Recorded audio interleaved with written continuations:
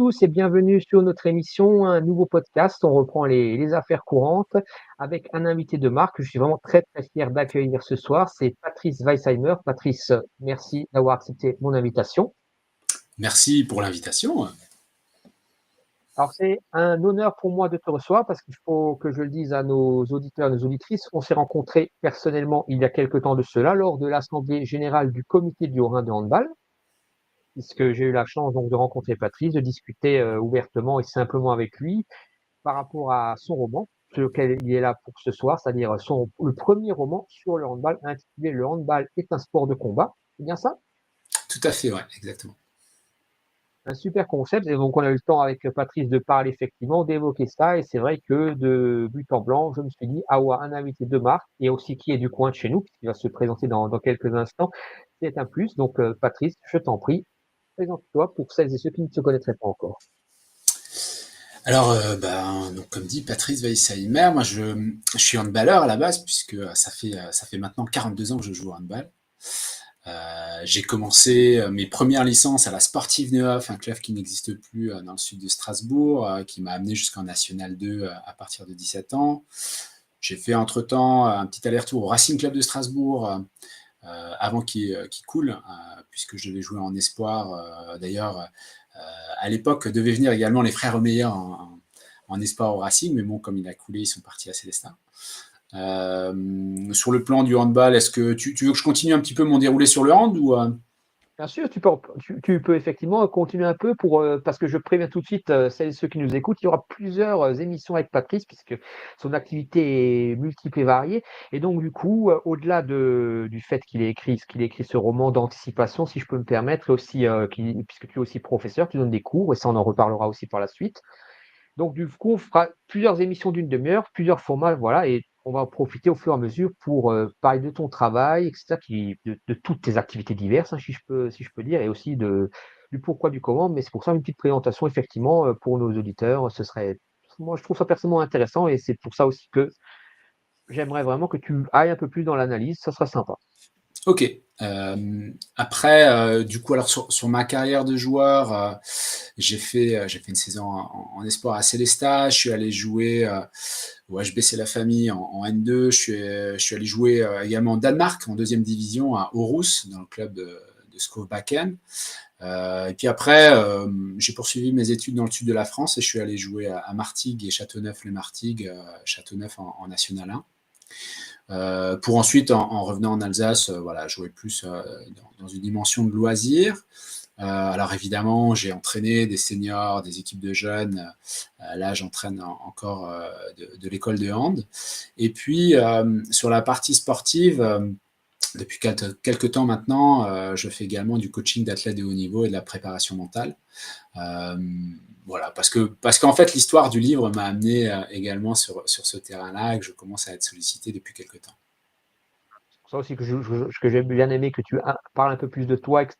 Parce que notamment le fait que tu sois parti au Danemark, effectivement, et puisque de mémoire, les joueurs français à cette époque-là, de ta génération, si je peux me permettre, on était plutôt on restait un peu franchement sur le territoire national. Après, il y a eu les exceptions une fois que l'équipe de France masculine avait à l'époque fait parler d'elle, puisqu'on sait que les Steclin à l'époque, les petits penseurs pour Denis Latour, si je peux me permettre, hein, voilà, ce qui nous a, le grand, comme on l'appelait, qui nous a quittés là.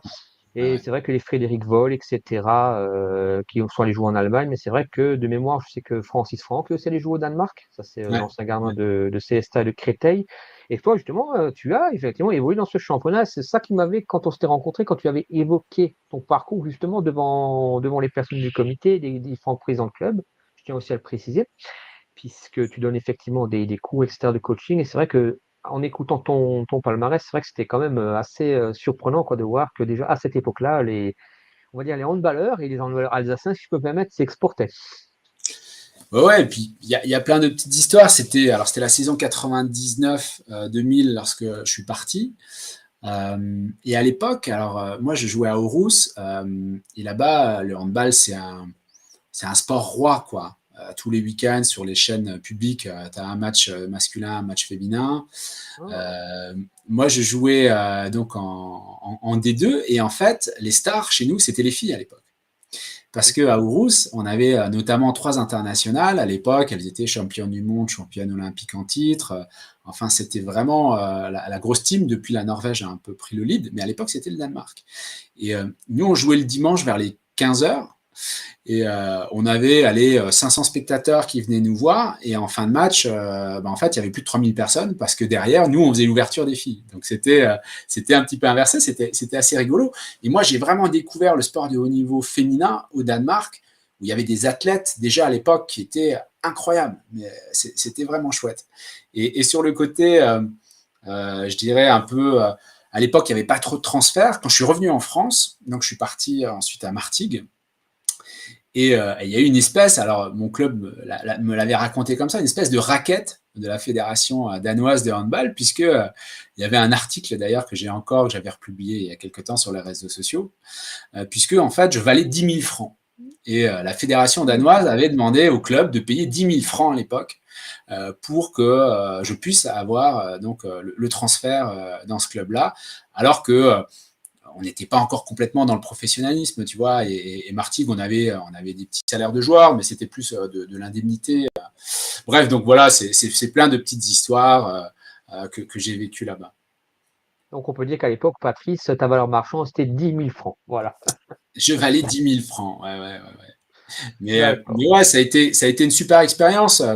Peut-être un souvenir en particulier. Euh, on a joué. Alors là-bas, la Coupe du Danemark, elle se joue sur l'année civile, pas sur l'année scolaire. Et donc, moi, j'ai fait l'année donc 2000 en Coupe du Danemark et on est arrivé jusqu'en demi-finale. Et on va jouer à Skjern. Skjern, à l'époque, qui était champion en D1, champion du Danemark en titre. Une semaine avant, ils étaient allés jouer en Champions League à Barcelone. Et nous, club de milieu de tableau en D2, on va jouer là-bas. Et en fait, on fait un super match, à tel point qu'on arrive à match nul à la fin, prolongation. Sur la prolongation, alors à l'époque, moi je jouais demi en France, mais je suis arrivé, il y avait des Golgoths qui faisaient tous 2 mètres. L'entraîneur m'a dit tu parles danois? Non. Ok, bon, tu vas jouer à l'aile gauche. Donc, du coup, j'ai fait plutôt des piges à l'aile gauche là-bas. Et sur la prolongue, je crois que je fais un 4 sur 4 avec un chab, un tir entre les jambes et une reculette. Et on gagne d'un but. Et on est qualifié pour la finale du Danemark. En plus, ma famille était là pour ce match-là. Donc, ouais, ça reste des souvenirs assez chouettes. Et c'est vrai, ce que tu viens de dire aussi, c'est vrai qu'à l'époque, la Scandinavie, c'était surtout les équipes féminines, comme tu dis, qui étaient vraiment au top niveau. Et c'est seulement par la suite que, de mémoire aussi, puisqu'on a à peu près la même génération, toi et moi, c'est vrai qu'après, c'est seulement là où le Danemark, les hommes un peu, qui étaient toujours très bons chez les jeunes, mais il y a eu toujours on va dire entre guillemets, ce petit fossé entre les très bons résultats des jeunes, Ouais. un peu comme le Portugal à l'époque, si je dis pas de bêtises, et après, ça se reproduisait pas forcément en senior. Et là, après, on a vu effectivement l'explosion par la suite avec les Christiansen, les Casper Dietz, etc. Pour les plus anciens qui s'en rappellent, mais c'est vrai que c'était plutôt les Anja Andersen, je crois, ces joueuses-là, Gro Hammerseng, la Norvégienne, joueuse star à l'époque en Norvège, c'était vraiment le handball, comme tu as dit, était une religion dans ces pays-là, Ouais, notamment dans les ouais. pays scandinaves, mais c'était vraiment tenu par les. C'est vrai que, je ne dis pas de bêtises, je crois que Danemark et Norvège, comme tu as dit, c'était vraiment les équipes féminines qui étaient vraiment au top niveau, quoi. Ouais, et puis ça se voyait aussi au niveau des infrastructures. Moi, l'infrastructure dans laquelle je m'entraînais, on avait 3 terrains de hand. Il y avait un dojo, il y avait une piscine, il y avait un stade d'athlétisme autour, il y avait une salle de gymnastique, mais tu avais aussi un restaurant, un petit bar, un magasin. C'était des infrastructures qui étaient extraordinaires. On commence à en voir en France aujourd'hui, mais là-bas, je dirais, il y a une vraie culture du sport comme un mode de vivre qui faisait que malgré ce petit pays, hein, parce qu'il faut le dire, le Danemark, c'est pas un pays qui est très grand, bah, ils ont quand même des résultats assez extraordinaires aujourd'hui, quoi. Oui, c'est vrai que par rapport, comme tu dis, la superficie par rapport à un pays comme la France ou comme d'autres pays, c'est vrai que tu parlais justement d'infrastructures, c'est un peu comme la Bundesliga depuis des années, dans tous les sports d'ailleurs, où effectivement, il y a, comme on l'a dit, tu vas par exemple à Essen, c'est l'exemple que j'ai, ou d'autres villes où il y a des centres commerciaux, quand tu vas dans les salles, c'est comme des mini, c'est vraiment Les deux c'est de vraiment vie. ouais, un autre monde, quoi. Et puis, c'est vrai que c'est des petits pays qui, un peu comme l'Islande aussi, je ne pense aussi à l'Islande, mais qui ont une communauté, on va dire, de sportive et de haut niveau assez forte, hein, effectivement. Et là-bas, c'est vraiment Alors, je sais pas si tu es peut-être d'accord avec moi ou pas, Patrice, mais une sorte de tradition, on peut dire un peu. C'est un peu dans les gènes, un peu, quoi. C'est Ouais, c'est culturel. En fait, le rapport au sport est très culturel. En France, il y a eu après les JO un certain nombre de prises de parole. Je pense à Teddy Riner ou d'autres qui disaient la France n'est pas un pays de sport. Moi, je le comprends pour avoir vécu dans d'autres pays où le rapport au sport, la politique sportive, la place donnée au sport, elle n'est pas du tout la même. Et quand tu prends, Mhm. là, tu citais l'Islande ou le Danemark, tu prends le ratio nombre d'habitants, nombre de médailles, ils sont largement au-dessus d'un certain nombre d'autres pays. Que l'Allemagne, que Ah, la France puissent avoir des bons résultats au regard de la population qu'on a, ça paraît cohérent. Là-bas, c'est hallucinant, c'est qu'il y a autre chose qui se joue, quoi.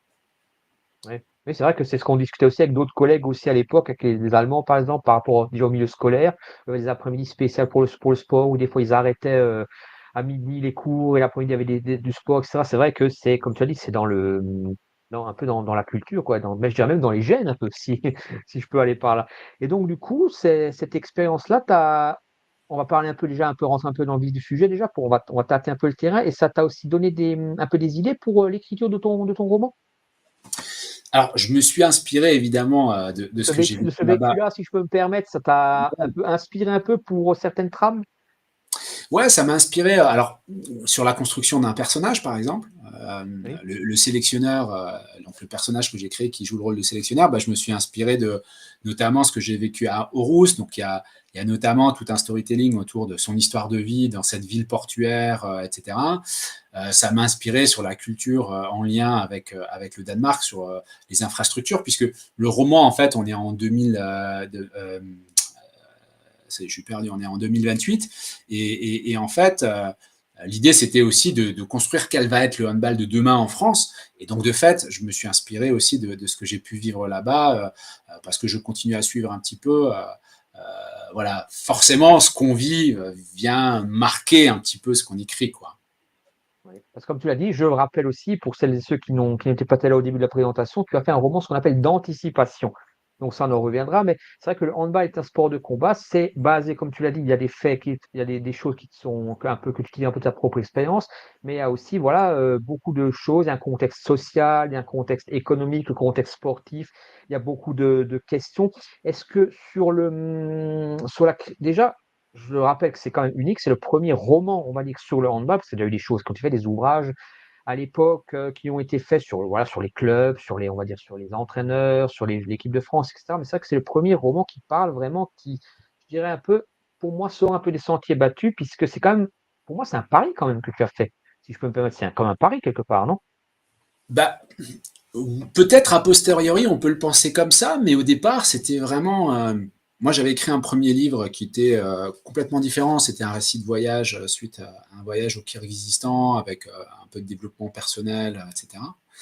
Et, euh, et donc, j'ai eu envie pour mon deuxième livre, d'être plutôt dans la construction d'un récit. Et très rapidement, j'ai eu envie d'écrire dans le milieu du handball parce que moi, c'est ma passion, c'est ma zone de kiff en fait. Et c'était pas pensé comme un pari, c'était plus, bah, j'ai envie de raconter une histoire, j'ai envie de partager des choses. Et, euh, et très rapidement, j'ai eu envie d'écrire plutôt avec un personnage féminin, parce que ce que j'observais notamment en équipe de France depuis quelques années, je trouvais qu'il y avait une belle énergie autour de cette équipe, qu'il y avait beaucoup d'authenticité chez les filles, je trouvais ça très chouette. Et en fait, en choisissant ça, je me suis dit, merde, mais en fait, tu connais bien l'univers masculin, mais peut-être qu'il faudrait que tu ailles quand même aller vérifier des choses chez les filles si tout se joue de la même manière. Et en fait, ça a été le début finalement de 14 mois d'enquête Ouais. où je suis allé interviewer tout l'écosystème. D'abord, bah, les joueuses, le staff et les dirigeants chez les Pirates qui venaient de monter en LBE, donc c'était plutôt intéressant d'aller voir ce club qui arrive, etc. Et puis après, bah, j'ai eu la chance d'être accueilli par Olivier Krumbolz à Metz, où je suis arrivé une première fois. Et il me dit, écoute, j'ai que 2 heures à te consacrer. Je dis, pas de souci. Déjà, c'est génial de pouvoir passer 2 heures avec le sélectionneur de l'équipe de France. C'est déjà chouette, quoi. En fait, au final, je suis resté 3 heures. C'était passionnant. On a évoqué plein de sujets. Et il me dit, mais il faut que tu reviennes. Il y a encore plein de choses qu'il faut qu'on voit. Donc, je suis retourné à Metz une deuxième fois. Et puis, il me dit, ah, mais écoute, viens pendant la prépa olympique. Et donc, du coup, bah, je suis allé à Rennes sur leur dernière journée. Et en fait, de fil en aiguille, bah, je suis allé interviewer des chercheurs dans la performance sportive, les syndicats de joueurs, les syndicats de joueuses, des journalistes, Siraba Dembélé aussi, qui par ailleurs est aussi agent de joueur, Marie Patrux, Amélie Goudzo, donc des joueuses de l'équipe de France. Et au final, ça a été 40 à 50 personnes que j'ai interviewées. En fait, si tu veux, moi, j'ai besoin d'être précis, j'avais peur de raconter des conneries, donc je voulais aller voir au plus près de ceux qui vivent les choses, quoi.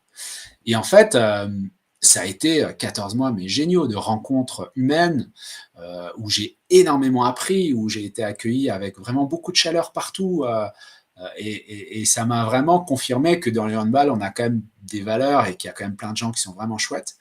Et au final, c'est devenu un défi dans le sens où maintenant, c'est en train de prendre une ampleur assez incroyable, puisque la Fédé m'a dit qu'elle ferait la promo du livre à la rentrée au moment de sa sortie officielle, puisque là, il est en pré-vente pour pouvoir imprimer cet été. Donc ouais, en effet, c'est devenu un défi assez fou, quoi. Mais tout est parti du plaisir, en fait. Du plaisir, de la passion du hand et de l'envie de faire reconnaître un peu plus notre sport, parce que quand tu regardes les résultats à l'international, ou même cette année, 4 clubs en Final Four, et quand tu vois l'exposition médiatique qu'on a, malheureusement, on regarde les résultats qu'on a, voilà, je me suis dit, je vais apporter ma petite pierre à l'édifice, et puis on verra ce qui se passera. Ouais. Mais c'est vrai qu'il faut je me permets aussi de le rappeler, c'est vrai que c'est un travail tout à fait de longue haleine qui ne s'est pas fait en quelques semaines. Il y a un travail de recherche, etc. Comme tu as dit, 14 mois, etc. Plus la rencontre aux très belles personnes, puisqu'en plus, tu étais aussi présent au trophée LNH, puisque tu m'en as parlé aussi, avec Patrice en Europe, on a préparé aussi cette émission et les prochaines à venir. Et c'est vrai que effectivement, c'est un travail de longue haleine. Et ça, comme tu l'as dit, cette médiatisation aussi, de par les soutiens que tu reçois, doit aussi quelque part te réchauffer un peu le cœur, de se dire qu'effectivement, on voit qu'il manque peut-être des fois pas forcément grand-chose, mais que c'est en apportant chacun, en posant des graines un peu, en mettant un peu des graines un peu par-ci par-là, que finalement on va arriver à quelque chose. Et comme tu l'as dit, c'est d'abord pour notre sport en premier lieu. Ouais, c'est ça. Moi, en fait, le hand, il m'a tellement donné, si tu veux. Il m'a permis de me structurer en tant que personne, en tant qu'athlète, et j'avais envie de lui rendre, quoi. Et d'ailleurs, c'est pour ça aussi que dans le modèle économique du livre, l'idée, c'est de rendre au handball ce qu'il m'a donné, et donc il y aura 1 euro par livre qui seront reversés à la fondation du handball. Euh, voilà, pour moi, c'était juste de le construire comme ça. Tout à fait, puisqu'on en parlera justement à la fin de notre émission. Tu as aussi lancé une campagne de crowdfunding, ça faut le dire aussi. Il y a des produits dérivés aussi qui sont faits, puisque tu nous as présenté les t-shirts, etc. Voilà, et il y a aussi, et le fait de ta venue, que j'ai plaisir à t'accueillir, c'est qu'il y a aussi beaucoup de choses aussi qui sont, on va dire, propres au sport, mais qui sont aussi propres aux individus, à l'athlète, etc., à la société, puisque tu parles aussi de problèmes sociétal dans ce livre, puisque, comme je dis, on fera aussi la promotion aussi, je vais rassurer aussi un peu celles et ceux qui nous regardent, on fera aussi la promotion chaque semaine de l'activité de Patrice, voilà, puisque c'est aussi très important de voir comment les choses évoluent, puisque aussi j'attire ton attention sur le fait que tu as rallongé la campagne de crowdfunding, effectivement, pour pouvoir justement arriver à l'objectif, voilà, et donc on mettra aussi sur le replay pour celles et ceux qui ont raté l'émission, le lien effectivement pour la campagne de crowdfunding, pour pouvoir accéder aux différents produits dérivés, etc. Voilà. Et donc, moi, j'aimerais aussi, pour la dizaine de minutes à peu près qui nous reste, même si on aura encore plusieurs émissions et on aura beaucoup de temps, j'espère, pour en parler, qu'on parle un peu, on va dire, déjà du commencement un peu, sans en dévoiler trop, puisqu'il faut, comme tu as dit, en septembre, il y aura donc le livre le roman, pardon, qui sera vraiment là, mais que tu nous parles un peu pour les petits curieux, quoi, un peu sur ce roman, un peu, voilà, sinon, quelques petites informations un peu croustillantes, voilà, sans trop en dévoiler. Alors, peut-être juste avant, tu parlais de produits dérivés de la campagne du crowdfunding. J'ai juste envie de mettre en avant un partenariat que j'ai fait dans le cadre de la campagne avec Marie Lachat, parce que c'est vraiment une chouette meuf. Marie Lachat, en fait, elle est joueuse professionnelle aujourd'hui à Stella Saint-Maur, et je l'avais découverte en fait à travers Handball TV, puisque elle a créé une marque. Elle est déjà dans la construction de sa deuxième vie professionnelle, une marque qui s'appelle Alors Rose. Et en fait, Alors Rose, c'est quoi le projet? Pour Marie, l'idée, c'est un projet un peu féministe, et d'aider les femmes à oser être elles-mêmes, à sortir des codes. Par exemple, elle a sur des t-shirts qui rentrent pas dans les codes 90, 60, 90, et donc voilà, elle a créé des, euh, des chapeaux, des sacs, etc. Et pour moi, c'était clairement en ligne en fait avec ce que j'avais envie de véhiculer. Et donc voilà, si vous allez sur la plateforme, n'hésitez pas aussi à soutenir Marie, parce que son projet est vraiment chouette, il a du sens, et voilà. Excuse-moi, c'était une petite parenthèse, Non, non, mais mais tu as je raison voulais et le la message valoriser est aussi. passé. On est là aussi pour véhiculer des choses. Comme tu l'as dit jeudi, il y a la partie sportive, mais aussi la partie sociale, économique, etc., sociétale, comme on dit depuis le début. C'est important. Et d'ailleurs, on fera aussi la promotion aussi, puisqu'on a déjà fait sur nos réseaux Handball et la sphère handball. On reparlera aussi de ce que Marie fait. Effectivement, n'hésitez pas aussi à vous rendre effectivement sur les différentes personnes qui aident notre sport, etc. Et comme tu l'as dit, qui essaient un peu de casser, entre guillemets, les codes, voilà, qui vraiment essaient de faire à mon sens, de très, très, très belles choses. Voilà. Ouais, excuse-moi, c'était la petite parenthèse. Et donc, Je du coup, t'en bah, prie. en fait, l'histoire, ça parle de quoi? C'est Eloa, Frey Sebastiani, qui est une jeune joueuse qui a 18 ans. Elle a fait quelques piges en équipe 1 en LBE chez les Pirates la saison précédente. Et là, elle fait sa première saison en professionnel. Et en fait, très très rapidement, c'est une joueuse qui a vraiment beaucoup de talent. Très très rapidement, elle va prendre de la place dans l'équipe. Et puis, dans la saison, il va y avoir un petit événement, puisque en fait, Eloa, depuis qu'elle est enfant, son rêve avec sa copine Sofia, c'était de jouer en équipe de France. Sofia vient d'être sélectionnée depuis quelques temps, et puis là, bah, Eloa va se poser la question de sa sélection.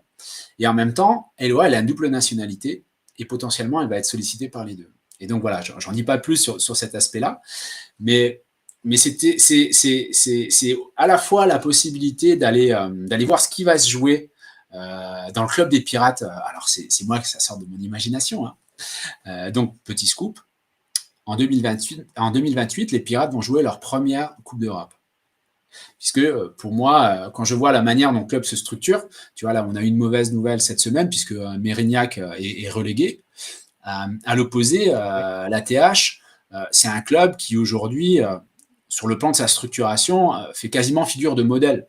Quand on Et qui, voit si je peux me l'évolution permettre, qu'il a a, obtenu aujourd'hui son pardon du gendarme financier. Elle a eu l'accord, ouais, de pouvoir évoluer au plus haut niveau. D'ailleurs, je les ai félicités personnellement sur Twitter. Donc, c'est à mon tour de faire une petite aparté. Effectivement, le club de la TH, quoi, malheureusement, contrairement à Mérignac, quoi, enfin, heureusement, pardon, petit lapsus continue, Mérignac, malheureusement, voilà. ouais, et puis on est forcément triste parce que j'étais aux 60 ans de Metz et le président de Metz disait, mais sur les 15 dernières années, il y a eu plein de clubs qui malheureusement n'ont pas réussi à survivre. Euh, et moi, je suis en contact avec plusieurs présidents de clubs de LBE et voilà, et les Pirates font vraiment office de modèle dans leur structuration. Donc Référence, de on peut fait, dire. pardon? De référence, on peut dire carrément, ou Ouais, sur la dimension RSE, sur le modèle économique, sur sa structuration avec les partenaires qu'elle arrive à mobiliser. Moi, j'en ai discuté avec le directeur général de Paris 92, avec le manager de Brest. C'est un club qui aujourd'hui est observé par rapport à ce qu'il fait. C'est pas neutre, hein. La première saison où ils sont montés en LBE, ils font le record d'affluence du nombre de spectateurs en LBE. Donc, ça, c'est des petits indicateurs qui marquent l'écosystème, quoi. Donc pour moi, la poursuite logique, c'est qu'en 2028, bah voilà, ce club va commencer à jouer la Coupe d'Europe, donc il va y avoir voilà, toute la narration autour de ça. Et puis il va y avoir aussi la narration autour de l'équipe nationale, puisque j'avais envie, suite à ce travail avec les chercheurs sur la performance sportive, de se dire, ok, quels vont être les nouveaux leviers? Qu'est-ce qui va se jouer, par exemple, autour de l'IA? L'IA est en train de changer plein de choses sur la question, par exemple, de la préparation mentale. Quand tu vas croiser l'IA avec la vidéo, bah, tu vas avoir plein de nouveaux indicateurs sur la communication non verbale, le niveau de stress des joueuses, et donc le travail vidéo va évoluer par rapport à ces évolutions-là. Si tu vas croiser l'IA, il y a déjà des choses qui sont en expérimentation. Aujourd'hui, par exemple, la Fédération d'athlétisme de Suède, elle a commencé à mettre des puces sous-cutanées à des athlètes. Ça part d'un bon sentiment en disant ça va permettre d'avoir de la data physiologique pour prévenir les blessures, mais sauf qu'il y a des questions éthiques derrière. Dans la narration, par exemple, se pose cette question-là, si le mec qui va traiter les datas est au courant avant une joueuse qu'elle est enceinte, et que c'est une période de négociation de contrat, qu'est-ce qu'il fait de cette info? Est-ce qu'il la donne au président ou pas? Enfin, voilà, il y a des vraies questions éthiques, quoi. Et puis après, voilà, j'ai aussi tout un travail sur les nouveaux outils qui sont en train de se développer sur la préparation mentale, et notamment les lampes hypnagogiques, qui sont des lampes stroboscopiques qui permettent de partir dans des états modifiés de conscience et de faciliter le travail de visualisation, de gestion du stress, etc., etc., mais qui permet aussi de faire du travail invisible, puisque le cerveau, faisant pas la différence entre une séance de handball et projeter une séance de handball, par ces états-là, aujourd'hui, on arrive à une limite physiologique, c'est-à-dire que il y a quand même un certain nombre de blessés. Donc voilà, c'est des nouvelles pistes pour travailler la performance sportive, mais de manière différente. Donc ce roman, ça parle un peu de tout ça. Et puis, ça reste aussi un roman. Donc, tu as aussi une histoire d'amour avec Eloi qui va faire une rencontre. Euh, il y a aussi, le titre, c'est le handball est un sport de combat. Il y a aussi une logique de combat interne. Donc, il y a aussi la question de la préparation mentale des sportifs de haut niveau. Un peu Parce un que combat Eloi fait un constant certain nombre envers de combats. soi-même, etc. Oui, bien sûr, oui, tout à fait. Oui, c'est. Ouais, souvent à la télé, on voit que le côté chouette, les victoires des joueuses qui sautent dans les bras les unes des autres, qui font des exploits, mais c'est un métier qui est extrêmement exigeant. Et pour avoir échangé avec certaines joueuses, je pense à Laura Glauser, par exemple, que j'ai interviewé quand je suis allé les voir, elle me disait, mais si tu peux faire passer un message, c'est que en fait, les gens, ils nous disent, mais en fait, vous jouez à la balle. Non, c'est beaucoup de sacrifices, c'est un travail énorme. C'est des sacrifices par rapport à la famille, par rapport à, je sais pas, toi et moi, ce soir, on va peut-être boire une bière à l'apéro et un verre de vin. Bah, chez les sportifs de haut niveau, ça ne se pose pas de la même manière parce que leur corps, c'est leur outil, quoi. Donc voilà, l'idée, c'était vraiment d'essayer de montrer ce que c'est vraiment la vie d'une sportive de haut niveau. Tout à fait. C'est pour ça que j'aime encore rappeler que finalement, un roman d'anticipation porte vraiment bien son terme, parce que comme tu dis, il y a des caractéristiques qui sont propres à aujourd'hui, les anticipations, on a parlé de l'IA, effectivement, comme tu as dit, et c'est vrai que ces notions dont tu parles, on aura l'occasion d'en reparler plus à fond, si tu veux bien, sur les gestions du stress, effectivement, le fait aussi que la condition d'être un athlète féminin pose aussi la question quand on est enceinte, etc., plus encore la récupération avant, après, la gestion des blessures, et comme on le voit actuellement, dernièrement, avec les Chloé Valentini ou d'autres handballeuses qui sont, voilà, c'est vrai que comme tu dis, il y a la partie, ce sont des sportifs, mais ce sont des mamans aussi, etc. On en parle aussi avec Cléopâtre Darleux, qui est un peu, donc c'est un peu notre référence alsacienne. On est un petit peu chauvin, mais bon, pas trop.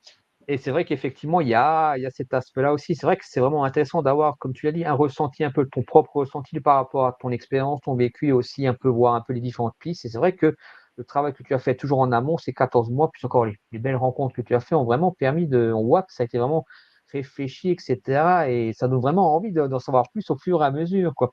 Donc, est-ce que tu peux, sur les quelques minutes qui nous restent, Patrice, nous dire un peu la suite des événements, comment ça, tu nous as parlé de la rentrée de septembre, voilà, tu pourrais un peu nous donner un peu les deadlines qu'on doit retenir.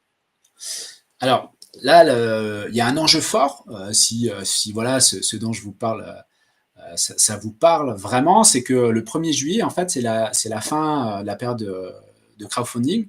Donc là on est dans cette Eh bien, période où oui. sur Ulule, il est possible de précommander le livre, mais aussi le t-shirt. Alors je le montre, tu vois, le handball est un sport de combat, et puis plein d'autres choses. Pourquoi il y a cette plateforme? Parce que l'idée, c'est que ça va permettre d'avoir suffisamment de trésorerie pour pouvoir imprimer les livres cet été, et puis après les livrer à la rentrée, et donc du lancer la machine. Parce que lancer la machine, parce que après, il est prévu un tome 2 qui va plutôt être sur les garçons, et puis un tome 3 qui va être une BD pour les enfants. Et donc là, voilà, je suis dans cette période où je cherche ce soutien de la communauté du handball. On est 600 000, et donc là, jusqu'au 1er juillet, plateforme de crowdfunding, et l'objectif, c'est d'atteindre les 100%, parce que si j'atteins pas les 100%, en fait, Ulule renvoie tout ce qui a déjà été donné par Voilà. les contributeurs. Deuxième étape, ça va être cet été où je vais finaliser toute la partie administrative et tout ça. On va imprimer les livres. Ils vont être livrés à la rentrée en exclusivité pour les premiers qui l'auront commandé sur Ulule. Il y a Et pas mal de puis, précommandes. Je tiens aussi à le préciser aussi pour faire parce qu'on en parlait en off avec Patrice, il y a aussi beaucoup de précommandes, etc. Donc, c'est très important. Donc, il y a un bel essor autour de ça. Je t'en prie, ouais, Patrice. ouais, il y a des ligues, il y a des communautés qui ont vraiment joué le jeu de me soutenir. Il y a des clubs. Enfin, ouais, ça m'a vraiment fait chaud au cœur. Et puis après, en septembre, il va y avoir une deuxième phase où je vais refaire un petit tour de France. J'ai des dates déjà où je vais intervenir notamment auprès du pôle Espoir à Marseille, comme je l'ai fait à Strasbourg et à Barse là pendant le mois de juin, où je vais intervenir à Bordeaux. On a un projet notamment avec Cindy Connor, la médecin de l'équipe de France, où je vais l'interviewer sur le cycle menstruel et le sport de haut niveau, parce que Cindy est une mine de science. Enfin, elle est passionnante et il y a vraiment plein de choses à partager là-dessus. Je vais aller participer, je suis invité par le GFC Ajaccio pour ses 60 ans là au mois de décembre. Il va y avoir également, je vais aller à Saint-Amand puisque la présidente m'a invité. Je vais aller visiter les infrastructures de Brest Handball. À Stella Saint-Maur aussi, il y a un projet où on va mettre quelque chose en place. On attend les dates des premières journées de la rentrée. Donc voilà, il va y avoir un petit tour de France.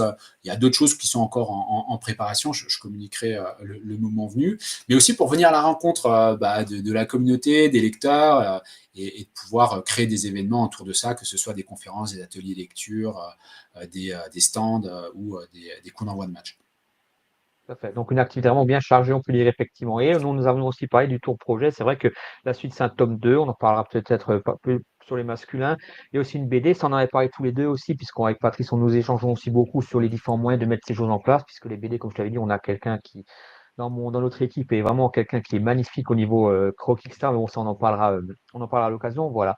Donc là, on arrive bien, c'est passé tellement vite, hein, avec un orateur comme Patrice, c'est magnifique. Je n'ai pas pensé qu'on a passé une bonne demi-heure ensemble. Donc déjà, je tenais encore à te remercier vraiment, Patrice, d'avoir accepté notre invitation. Franchement, merci à Merci à toi toi. et au plaisir de faire la prochaine émission, puisque comme je l'ai rappelé, il y aura plusieurs émissions avec Patrice, suivant ses disponibilités, bien sûr. Voilà, on parlera vraiment de toute son activité, aussi de l'évolution, hein, puisqu'on va tenir au courant les gens de l'évolution de tes différentes activités, du roman, etc. Donc, n'oubliez pas que rendez-vous sur nos réseaux aussi, Monday Média, la sphère handball, sur différents réseaux, voilà, aussi bien Facebook, Instagram, Twitter, TikTok, YouTube, etc. Puisqu'à chaque fois, on aura les publications de l'activité de Patrice, voilà, et je relayerai aussi à chaque fois les différentes infos, voilà, pour que vraiment que tout le monde soit vraiment au courant de ce qui se passe. Et les liens aussi de la campagne de crowdfunding, plus encore le reste, voilà. Et aussi, on parlait aussi de Marie Lachat aussi, la partie sur Marie, pour vraiment lui montrer effectivement l'excellent travail qu'elle fait. Voilà. On arrive donc à la fin de cette émission. Patrice, quelque chose à rajouter? Non, je voulais te remercier, Sébastien, pour cette invitation. Voilà, c'est toujours agréable de pouvoir échanger, de partager sur le handball. Et puis, merci déjà à tous les gens qui m'ont soutenu sur ce projet. Je crois que je ne le dirai jamais assez. Je suis vraiment très, très touché par toutes ces marques d'affection autour de ce projet. Et puis, si ça vous intéresse, n'hésitez pas à aller sur Ulule. Le handball est un sport de combat. Et puis, ensemble, on va participer à faire mieux reconnaître le handball. Exactement, voilà, tout à fait. Et donc, les différents liens sont disponibles sur nos réseaux aussi, voilà. Et n'oubliez pas de la campagne de crowdfunding arrivera à fin, c'est le 1er juillet, c'est ça? Tu as dit 1er juillet. Mardi Voilà. prochain, Donc, ouais, 1er juillet. voilà. N'hésitez pas, hein, il reste encore un peu de temps, mais on se mobilise, hein. Voilà, mobilisez-vous, comme diraient certains. Parfait. Il me reste encore une dernière fois à te remercier, Patrice, et à te dire à très bientôt. Merci à vous de nous avoir suivis et à bientôt pour une nouvelle émission. Voilà. Au revoir. À bientôt. Au revoir.